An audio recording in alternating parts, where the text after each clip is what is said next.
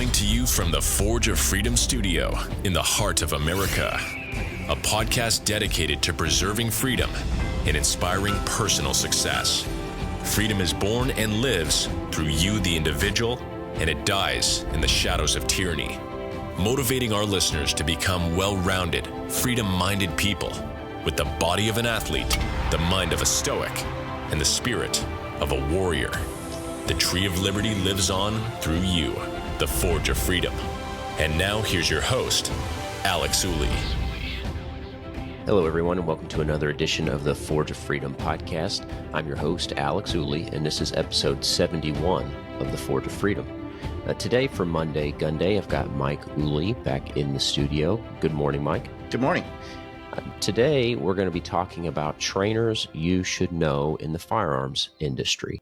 Of course, both of us are attorneys and firearms instructors, but we think it's important for people to know, and I think actually part of something that instructors should do or trainers should do is encourage their students to seek out training from other trainers and help them sort through who might be quality instructors, but also who might provide quality training, because it's difficult to sort through especially if you're new to the firearms training world. We went through this process some years ago. We started instructing about 10 years ago, and we were looking to sort of advance our training a little bit, and we struggled with where to start.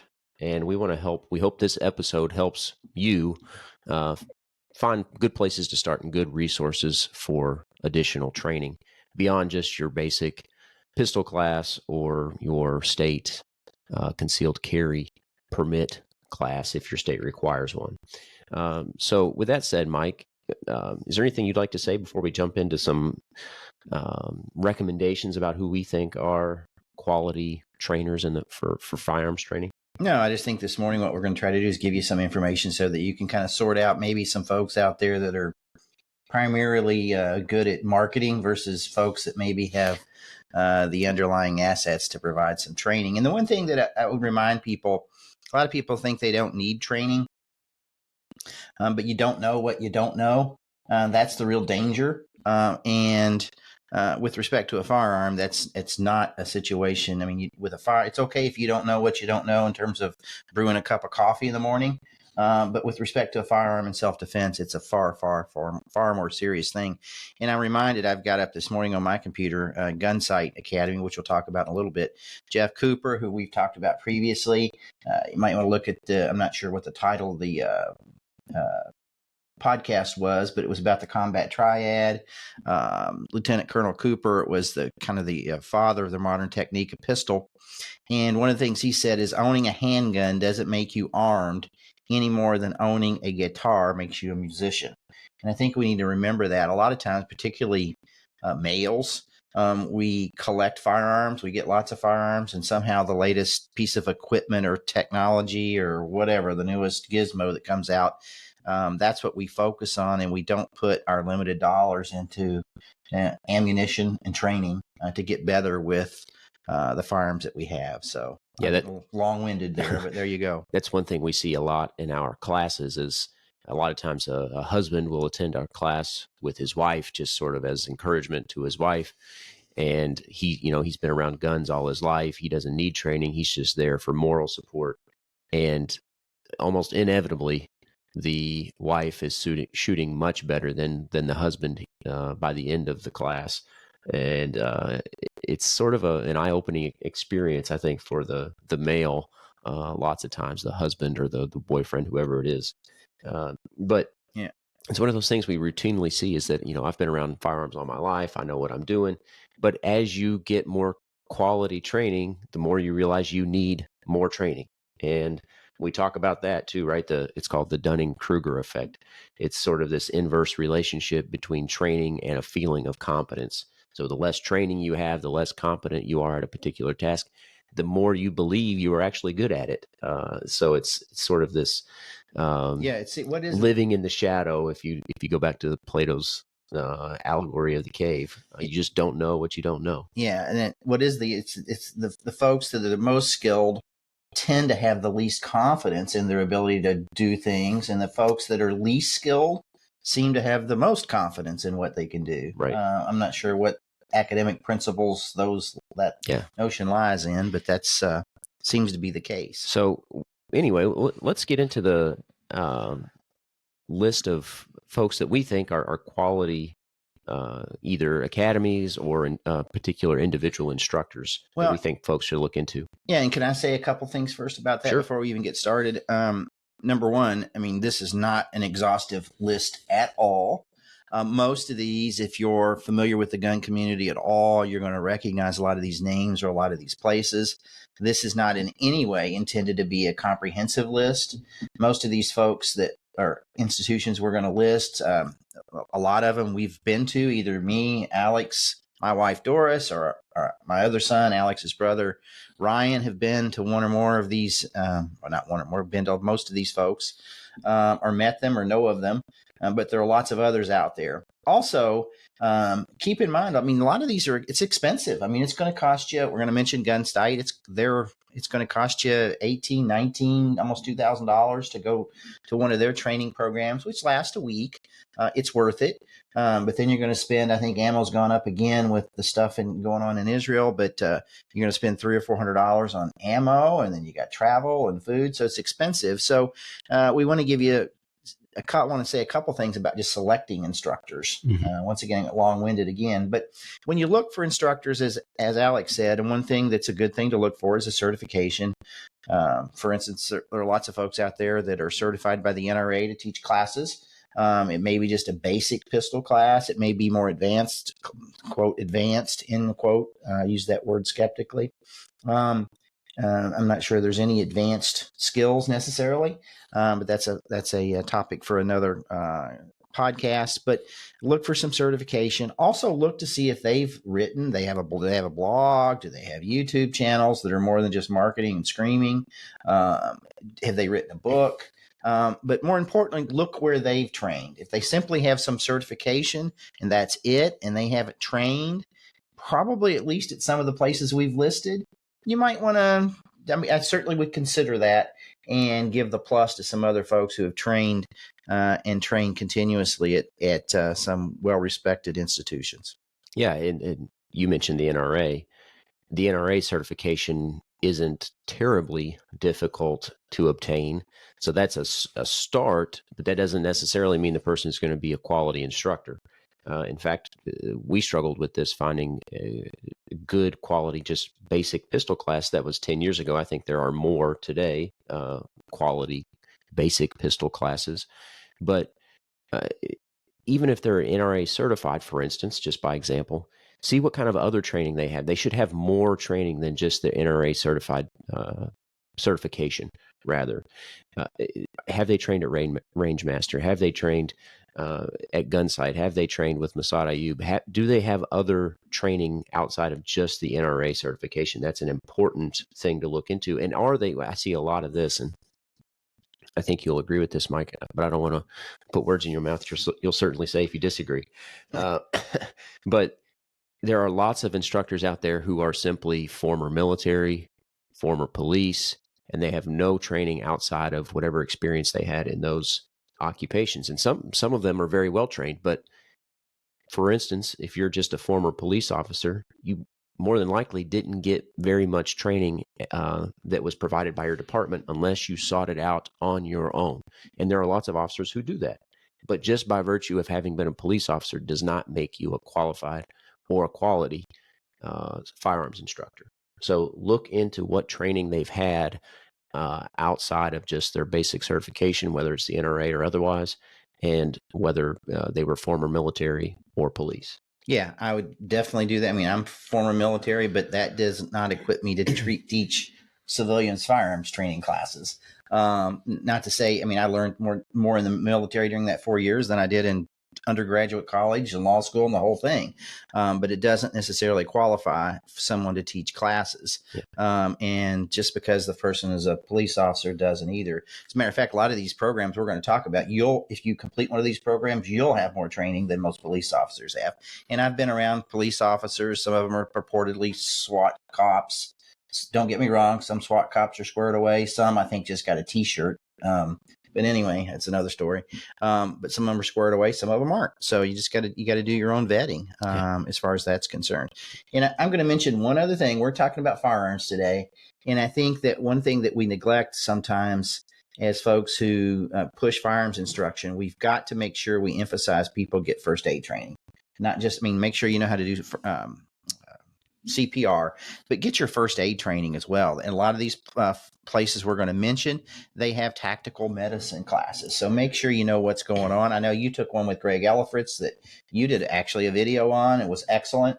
But a lot of these folks have first aid training as well. Yeah, my wife, and I'll link to that in the show notes.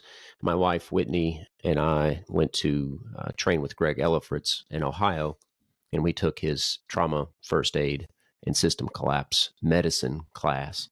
And frankly, you're far more likely to need those skills than you are the firearm or the firearm skills. So I would encourage you to prioritize that even over the firearms training. But then secondarily, make sure that if you're going to carry a firearm, that you are well trained in its use. So definitely good point, Mike. Check out the options that these places have for trauma medicine, not just your basic first aid or like Red Cross class. Yeah, you mentioned Greg Ellifritz. That's a perfect example.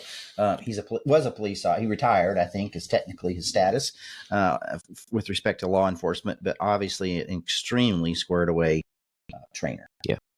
So the first one we've got on our list here, Mike, is Gunsite. You want to say a little bit about Gunsite? Yeah, I mentioned Colonel Cooper founded Gunsite. Gunsite has been in existence for a long time, and I think it's known probably as the most prevalent anyway, and they would say, I think, best and arguably best institution for just a wide array of training that's available there. The 250 pistol class is kind of their centerpiece or their diamond, so flagship, yeah. The flagship, that's the word I'm looking for. But Ken Campbell, who was a former sheriff here in Indiana, Boone County, is the, I'm not sure, CEO. I'm not sure what his technical title is. Chief Executive Officer. Yeah, I got it right. Chief Executive Officer, another law enforcement retiree who's incredibly squared away. I had the opportunity to take a class up in Boone County with him before he retired, and certainly would recommend people take a look at Gunsite's webpage. It's very, very well done, and there's just an enormous amount of information and an enormous amount of classes that they teach, all sorts of things. Once again, their flagship is the 250 pistol class. Most of their classes are going to be geared for a week long, like a Monday through Friday thing. But take a look at their site. I would also encourage you even to look at their offsite classes. I know they have offsite classes in lots of places around the country: Colorado, Indiana, Nashville. There's a bunch of places where they've. You say offsite, they're in Arizona. So for folks around us, it's difficult to make it to Arizona to take a class. It's expensive, et cetera. But they do have these, as you say, these offsite classes around the country. Yeah, and some of the offsite locations like Nashville, they have a pretty extensive set of classes. And some of the offsite locations also, the class is not necessarily a week long. It may be just 2 or 3 days long, but they have classes ranging just whatever you can imagine. They have classes. It's competent training in my personal experience. And one thing about Gunsite is they have a curriculum. I got the Gunsite book out from their, whatever it's called, the Gunsite defensive pistol book, but their performance objectives, for instance, for Gunsite 250, they have 30, 35, 40 performance objectives. So there's a curriculum behind their what they do, and I would highly recommend Gunsite for your consideration. Yeah. So we've got quite a few to get to here, but Gunsite certainly worth checking out. The next one we've got is Massad Ayoob, or the Massad Ayoob group. And we've both taken a few classes with Massad Ayoob. We took his flagship class, which is Mag 40, which is a 40-hour class. And we also took the Deadly Force instructor class with Massad Ayoob.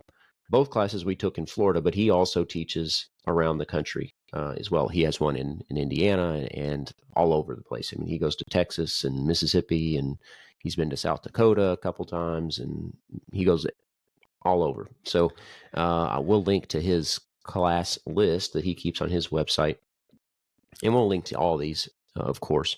But he teaches quite a wide range of classes as well. Like I said, Mag 40 is sort of the flagship, but he starts with Mag 20, which is just a classroom or the shooting portion of his Mag 40. For those who don't know, Mag 40 is broken up into two components. There's sort of the 20-hour classroom component, which is about the legalities and the nuances of the use of force. And then the 20 hours on the range, actually learning to competently shoot and handle a firearm. So the Mag 40 connotates 40 hours. 40 hours of instruction. And then he'll have a Mag 80 class, which means it's going to be about, I think, another 40 hours. So at the end of that, you'll have 80 hours of instruction. And then he has a 120, et cetera. You can look at his website. But I kind of, if you were, you're a philosopher, if you were to tell somebody to read the classics, you'd pick out 2 or 3 books, Plato, Aristotle. I'm not sure what you'd pick. I won't put you on the spot there. But to me, Gunsite and Massad Ayoob, probably 2 of the classics, the foundational folks that have, I was getting ready to say have been around a long time, but are very wise and, definitely encourage people to check that out. The good thing about Massad Ayoob Group and Massad Ayoob is he travels around the country. So you can get something that's pretty close and you don't have to travel all across the country necessarily. Yeah, and Massad Ayoob, you've heard us talk about it on the podcast before if you've been listening for very long, but he wrote a book, In the Gravest Extreme, which is one of the sort of seminal works in the lawful use of force in self-defense.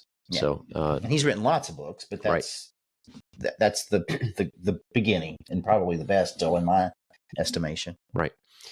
Anything else you want to say about Massad Ayoob? He's still very active with the training, but he's also members of several boards. He does great videos with Wilson Combat on YouTube.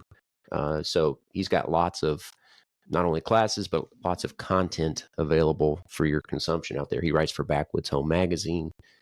He's still very, very active. Yeah, I mean, you can subscribe. He puts out a week. I think it's weekly, or a couple times a week. I'm not sure how many times, but he sort of peruses things and puts out his own content, or he may link to another article. He's a good person to follow. So is Gunsite. And I want to mention a plug. We'll go ahead if you want to go ahead and talk about Greg Ellifritz.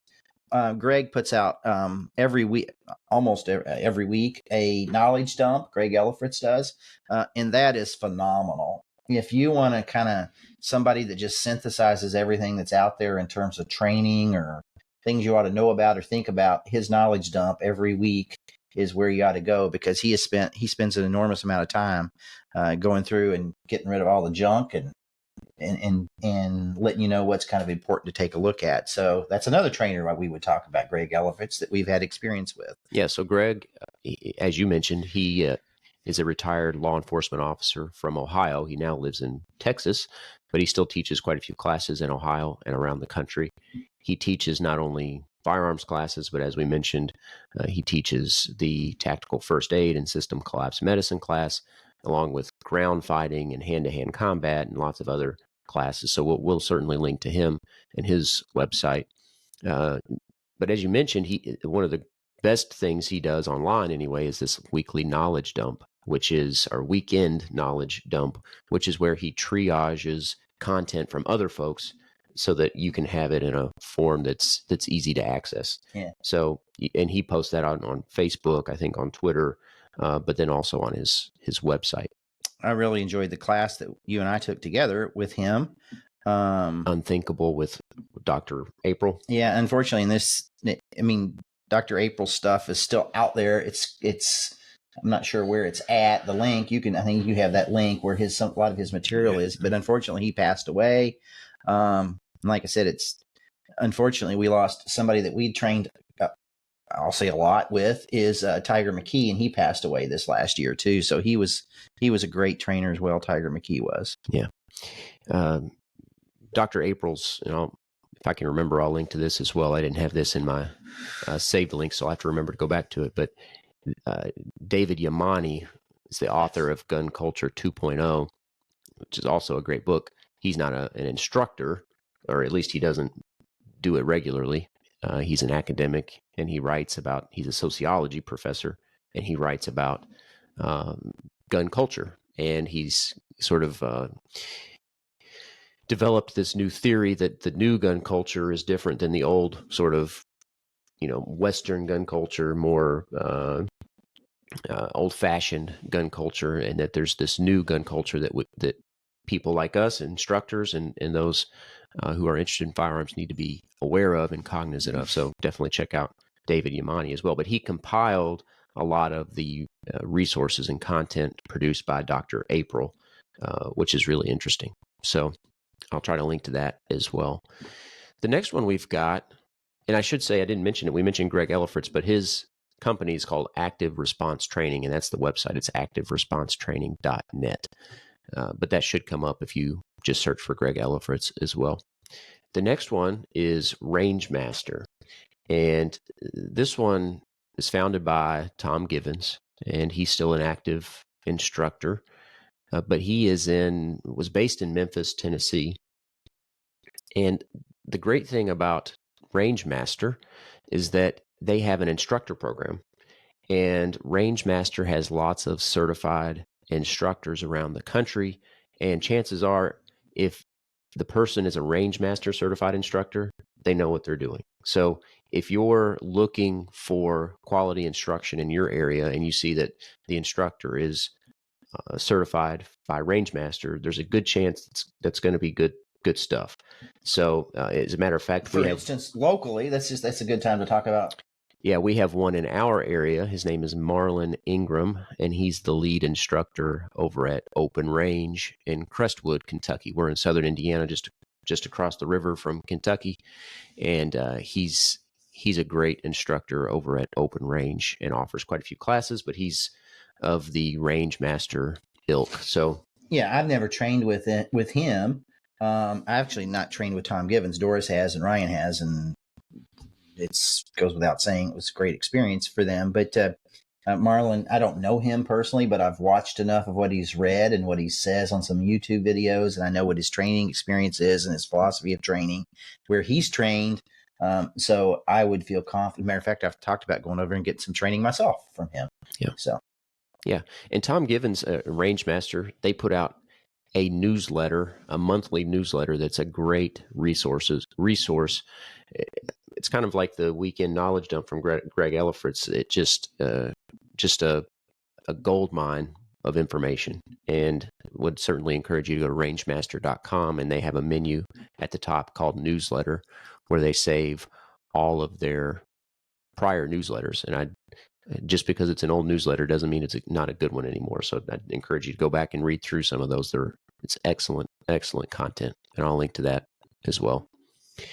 The next one we've got is Thunder Ranch, and this one was founded by Clint and Heidi Smith. And Thunder Ranch, Clint was kind of, it's evolved a little bit. Clint was kind of a 1911 guy. Still is. But, and we should say, Gunsite was sort of a 1911. They were known Jeff Cooper, absolutely. They were known for training with the 1911. And by the way, can I say that probably everybody we've talked about today has their roots in Jeff Cooper and Gunsite. It wasn't called Gunsite originally, but that's where the modern pistol technique, sort of the mothership, is what it amounts to. Yeah. Where the modern technique came from. Clint Smith was an instructor there, and had I don't want to misstate anything, but I think he had a management role there too as well. So, and most of these folks have some genesis in Gunsite in some form or fashion. But Clint founded his own training company, Thunder Ranch, in Oregon, and they offer a number of training courses. They have some classes that you can purchase online, so you can just buy. If you can't make it to Oregon, you can buy some of their content, their classes on a USB drive. At least I know we've done that, and it's great content. But if you can make it out there, it's even better. And they do not only handgun, but they do a lot of rifle training and otherwise. So it's another great resource. What else would you say about Thunder Ranch, Mike? Do you have anything else to add? Well, just that they have a wide range of classes. And I think at least at one time you could get, and I have it, you can actually download, or you have to purchase them, but you can video some of Clint's instruction, a lot of his instructional material as well. Yeah. And they've started, I'm looking at their class list here. they've started offering some classes. They have one in New Orleans, one in Las Vegas. So it's not just Oregon, but it's mostly out west. Yeah, he does. I think, yeah, he might come to Texas, and I think I saw some things from Las Vegas, but for the most part, it's going to be west of the Mississippi. Yeah. Pretty far west of the Mississippi, actually. Yeah. And relatedly, you mentioned Tiger McKee. He's no longer with us. Passed recently. He was the founder and instructor at Shoot Right Firearms Academy in Alabama near Huntsville. And he was a former instructor with Clint Smith at Thunder Ranch and before he founded Shoot Right in Alabama. But that's where we got a lot of our training, was from Clint Smith, or from Tiger McKee in Alabama. Just because obviously Alabama is a lot closer for us than Oregon. Yeah, and Tiger was incredible. But Tiger McKee, I should mention, even though you can't get training from him anymore, he did write a lot, and he wrote a book, the Book of Two Guns, about three guns. And 2 guns, which is, I think it's 2 guns, the 1911 and the AR-15.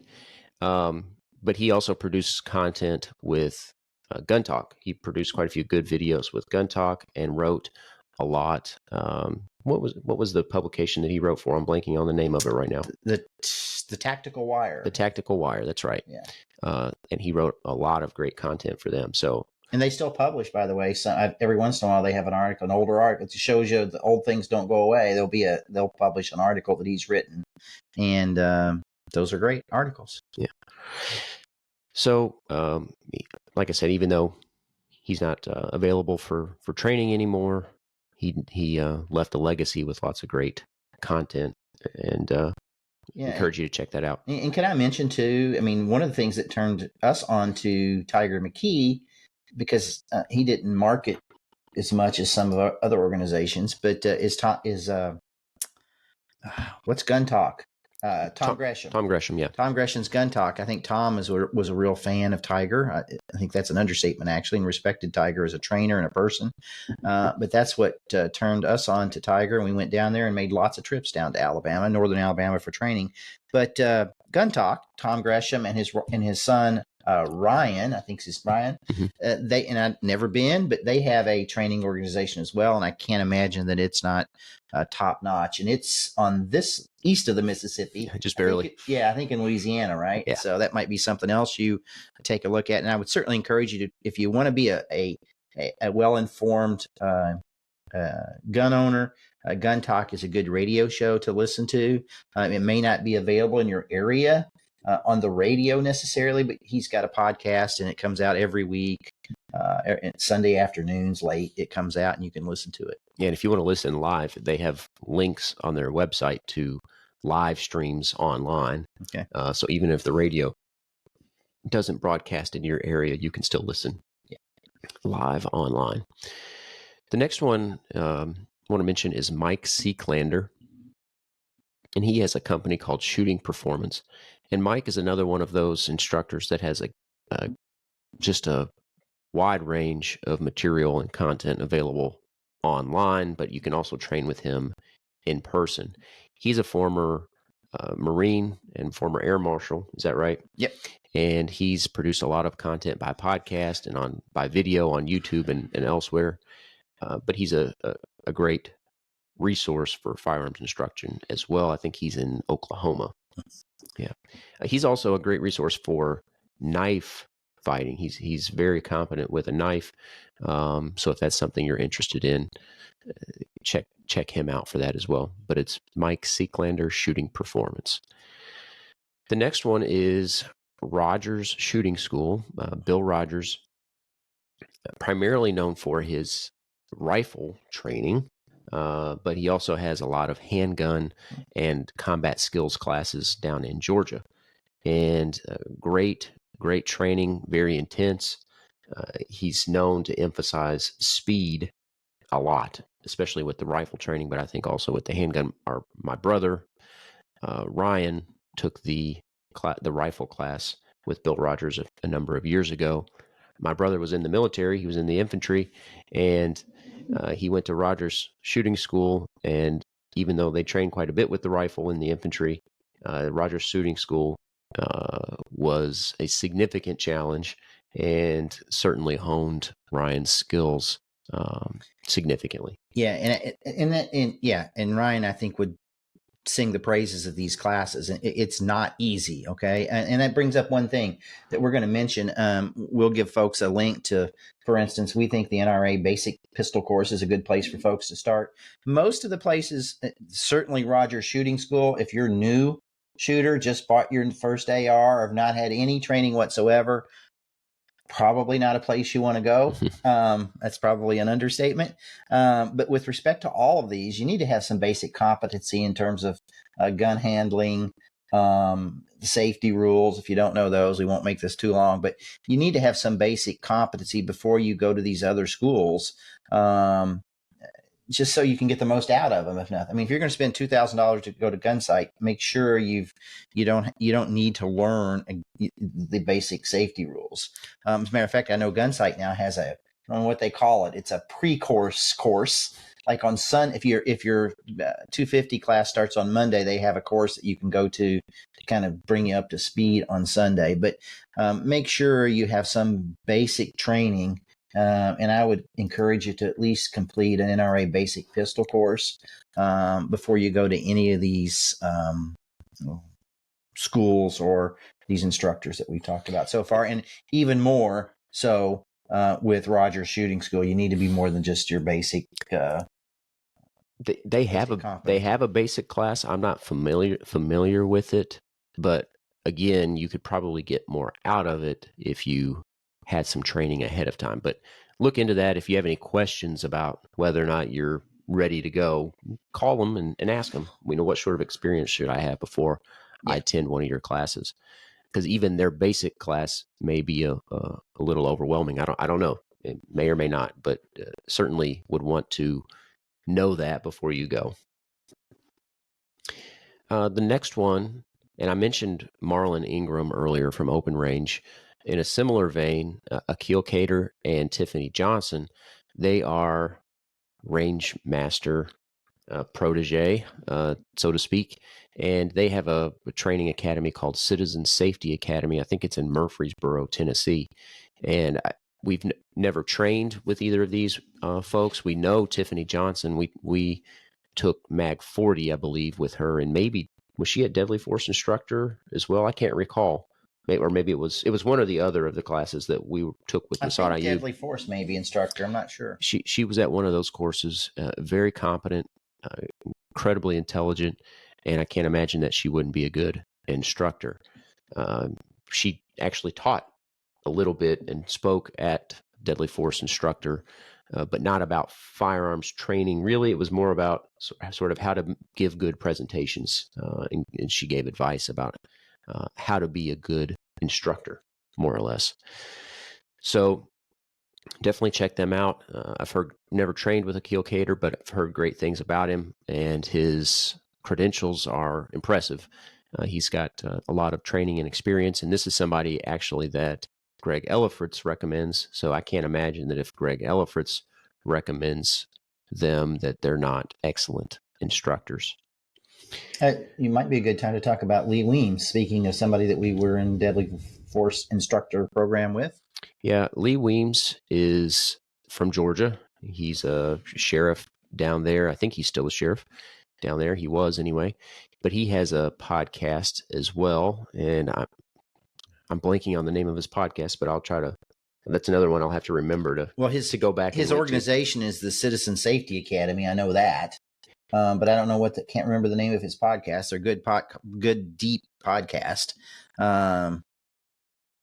But I don't know the title of the podcast. But he's an instructor, and his podcast has lots of other instructors on the podcast talking about training and strategy and good methods for instruction and learning and skill development. So he's a great resource for that as well. But he's somebody that we met at Deadly Force instructor, very competent, very smart. Can't imagine he wouldn't be a good instructor as well. We haven't trained under him, but we were in class with him, and can't imagine he wouldn't be good. Yeah, so, I would have no hesitation at all. Yeah, in recommending him at all. All right, we're getting close to the and again, Mike, you mentioned that this is not an exhaustive list by any stretch, but these are some folks that we're familiar with, and we're getting close to the end of our list here. We could certainly come up with others, but these are some that we think people should certainly look into. What were you going to say? Well, John Farnam. I don't think we mentioned John Farnam. Are you going to mention him? Yep. He's actually next here. So okay.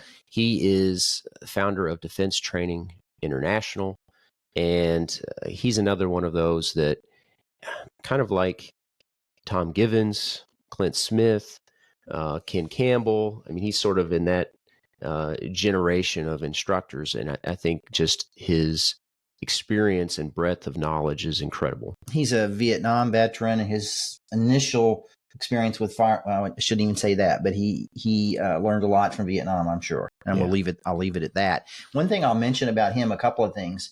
Some of these folks, even Tom Givens, if you travel around, a lot of his classes and John Farnam's are going to be a 2-day class. So you can attend those usually over a weekend versus if you go to Gunsite 250 out in Paulden, Arizona, it's going to be Monday through Friday most of the time. So anyway, that's something that, I would encourage you to think about, John Farnam.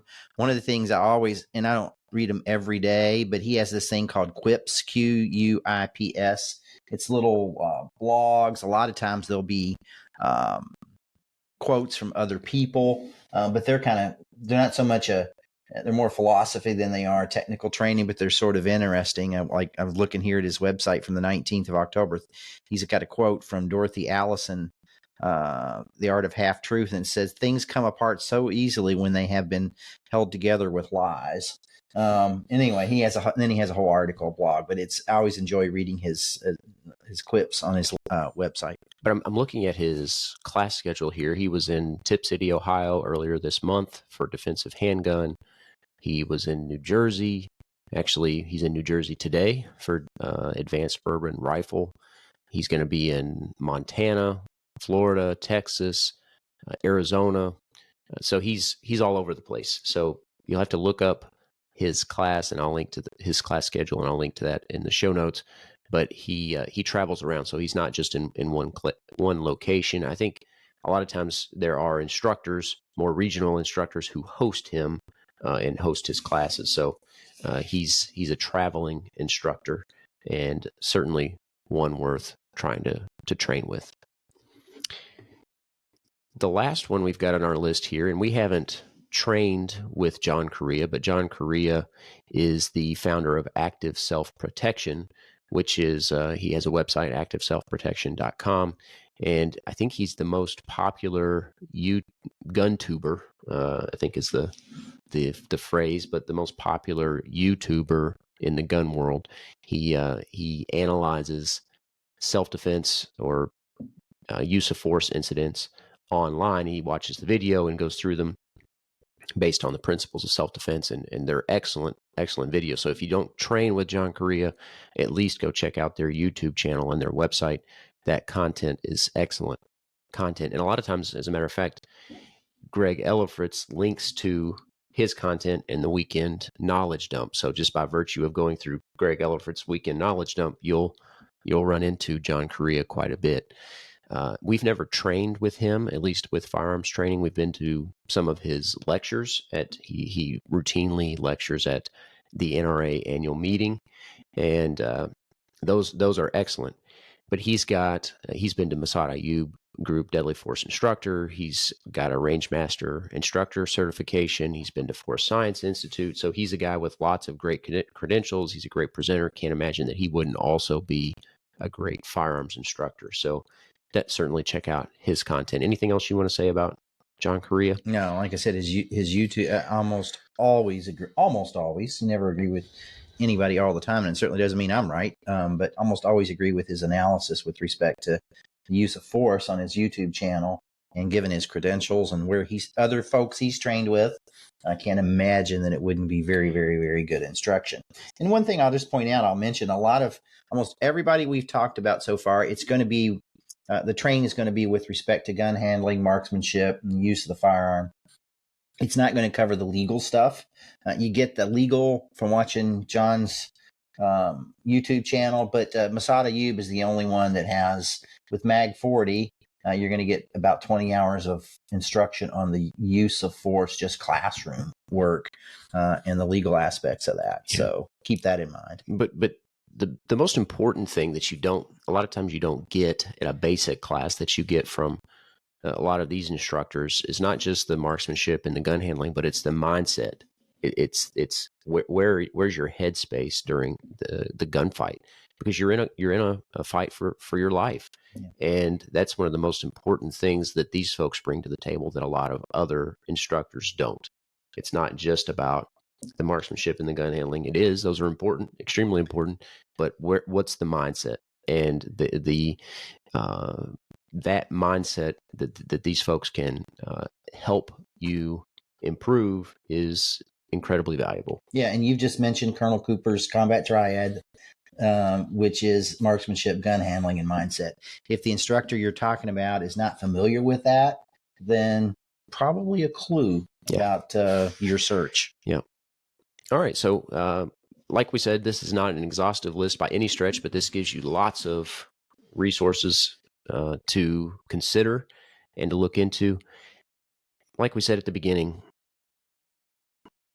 look at the instructor. If you can't get to one of these folks, see what their credentials are. Where have they trained?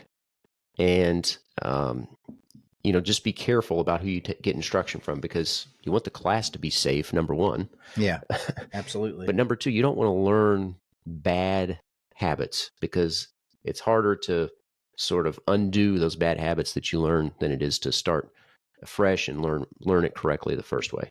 Yeah. Or the first go around. And the model one of the things that, we teach, generally speaking, the class we teach the most frequently, and we're not doing this 40 hours a week, but just the NRA basic pistol class. And one of the most rewarding things when we teach other classes as well, a defensive pistol, but one of the most rewarding things we can do is find out that one of our students took the basic pistol class and then went to Gunsite or Massad, Ayoob, or whatever. So I would really encourage you, he'll have a link to the NRA training site. Find an instructor with the NRA that's taken other training with maybe some of the folks we've mentioned, has some extensive training of their own. And then go to one of these other trainers like we've mentioned. Yep. And don't forget the first aid training. Yeah. Yeah, certainly don't forget the first aid training. A lot of these, like we mentioned, John Correia, for instance, we didn't mention with respect to John Correia, he emphasizes the first aid significantly. Greg Ellifritz, Gunsite, a lot of these folks do. A good curriculum would encompass good first aid training. So, absolutely. Yeah. All right, Mike. Well, I think that's where we'll leave it for this episode. I hope that our listeners enjoyed it. If you did, don't forget to like and subscribe. I'll be back on Friday with an episode about homeschooling, but the entrepreneurial side of homeschooling. A lot of folks, try to recreate the public school curriculum or the public school experience at home. But there are so many opportunities that you're missing out on by doing that. And I want to talk a little bit about, I'm going to have a couple of guests on to talk about the entrepreneurial side of homeschooling and the opportunities available there. And then I'll be back on again with Mike next week for Monday Gun Day. Hey, I want to mention something, if I can. Can I have just a minute? Sure. I saw one of your not Twitter, what do they call it now? X posts this week. And it was really good. You were in line at a local farm store kind of place. Remember this? Oh, yeah, Tractor Supply. Can you tell that story real quick? Oh, sure. It's just because I want you to. The reason I say this, those of you that are just listening to this gun podcast, look him up on Twitter, not Twitter, X. But I wanted you to recount this story, if you would, if it's okay, because I thought it was really good. Sure. So I keep a journal. I don't journal every day, but I think it helps me sort of maintain a good mindset. Where am I at in life? Where do I hope to go? It helps me keep my goals in line and sort of gratitude. But occasionally, I just started doing this, I'll include some of my journal in a Twitter post. And one of these are just experiences that I don't want to forget. I was in line at Tractor Supply. I was buying some stuff for our dog, and I was behind an older gentleman. He looked like it was probably a farmer. And he had a really thin flag post. It was like the plastic flexible flag post that looked like maybe it should cost $5. and he had an orange safety triangle that goes on the back of like a tractor or some other equipment.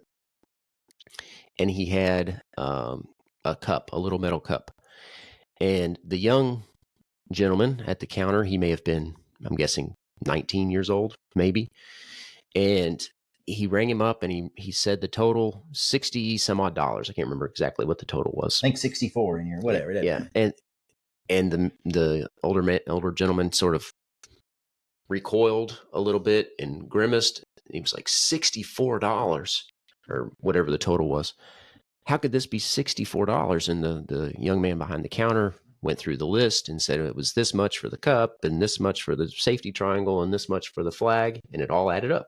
Can I say something? Sure. So most people at this juncture in their experience, whether you're getting a hamburger somewhere or whatever, who do we blame? We blame Tractor Supply or McDonald's or Walmart or the poor young man behind the counter. Young man behind the counter. Now, maybe these large corporate entities have some responsibility. Maybe they don't. But at that juncture, do most Americans understand who the culprit is? You go ahead with the story. So I noticed there was some tension building up in this interaction between the older man and the young boy. The young gentleman behind the counter was starting to get nervous. You could tell as he was reading the prices down the list on the receipt. You could hear a little nervousness in his voice. And so I interjected, trying to break the ice a little bit in the situation. And I said, man, it's terrible what the government's done to our money, isn't it? And the older gentleman looked back to me and just sort of in agreement, realizing that it wasn't Tractor Supply's fault. It wasn't the gentleman behind the counter's fault. Said, yeah, something's got to give. Something's got to give. And you could tell that the young man behind the counter appreciated that I interjected because it took the attention off of him. The older man paid. He walked away. And the next thing, the young man, he said, and it's not going to get any better with them trying to start a war. And I said, yeah, unfortunately, I'm not sure they'll be wise enough to stay out of it. So, anyway, I think that was a sort of like I said, an experience that I didn't want to forget, because I think lots of people see that day to day, whether that's at McDonald's, at the gas station, whatever like Mike said, the tendency is to blame the company or the person behind the counter. Yeah. And the real enemy, we shouldn't be getting mad at each other, right? The real enemy is the government. Yeah, and what we're going to get aside, and I thought to myself, Joe Biden appearing with the UAW, telling them why they needed or why they deserved more higher wages, and I thought, isn't that the pot calling the kettle black? I mean, he is what he stands for in terms of monetary policy and what the government has done to take our money through inflation. I mean, there's the culprit right there. And he's trying to make the union mad at the company and keep that going when the real culprit is monetary policy from the federal government. So anyway, I digress. Maybe we go back to what John Farnam said. Things come apart so easily when they have been held together with lies. Yeah, that's exactly isn't that right. Funny? We come together again here at the end. So anyway, but the moral of the story is follow Alex on his Twitter or X feed. There's some good things out there, and this is really all about freedom when we talk about these firearms issues and these Second Amendment issues. It's part of the bigger picture of freedom in our lives. Yeah, that's exactly right.